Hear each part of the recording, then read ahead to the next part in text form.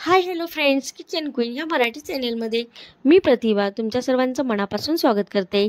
सर्वप्रथम सर्वांना श्री स्वामी समर्थ।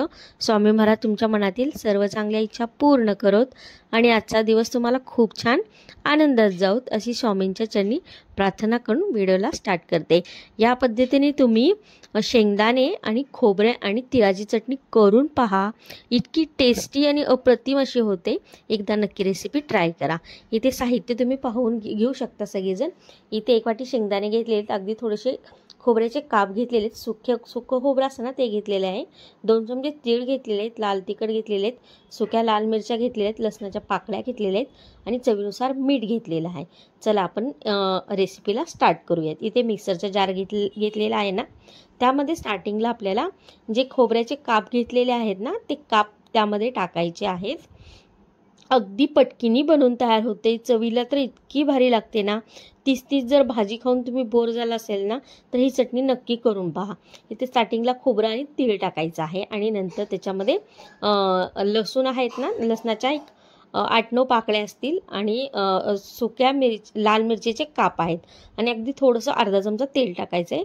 स्टार्टिंगला हे आपल्याला छान असं बारीक असं वाटून घ्यायचं आहे। त्याच्यानंतर जे शेंगदाणे भाजून घेतले होते ना ते शेंगदाणे यामध्ये ॲड करायचे आहेत। त्याच्यामध्ये लाल तिखट टाकायचं आहे, 2 चमचे लाल तिखट आहे आणि चवीनुसार मीठ आहे। नंतर हे आपल्याला छान असं मिक्सरला बारीक करून घ्यायचं आहे। त्यामध्ये सुद्धा आपल्याला परत अर्धा चमचा तेल टाकायचं आहे। छान असं हे करून घेतलेलं, थोडंसं जाडसरच कुटून मी घेतलेलं आहे मिक्सरला। इतकी टेस्टी ही चटणी बनवून तयार होते ना, भाकरीसोबत खा किंवा चपातीसोबत खा आणि किंवा गरमागरम भातासोबत खा, थोडंसं वरून तेल टाकून। इतकी भारी लागते ना, काय सांगू तुम्हाला। ही रेसिपी नक्की ट्राय करा।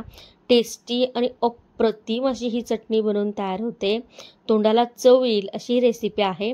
नक्की तुम्ही रेसिपी ही ट्राय करा। खूप मस्त अशी चटणी बनवून तयार होते।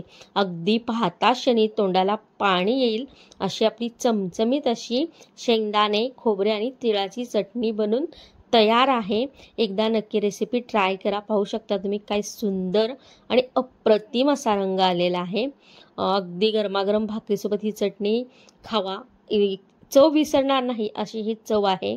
एकदा नक्की रेसिपी ट्राय करा। रेसिपी जर आवडली असेल तर किचन क्वीन ह्या मराठी चॅनलला नक्की सबस्क्राईब करा आणि व्हिडिओला एक लाईक नक्की करा आणि व्हिडिओ शेवटपर्यंत पाहिला त्याबद्दल थँक्यू। पाहू शकता मस्त अशी चटणी बनून तयार आहे।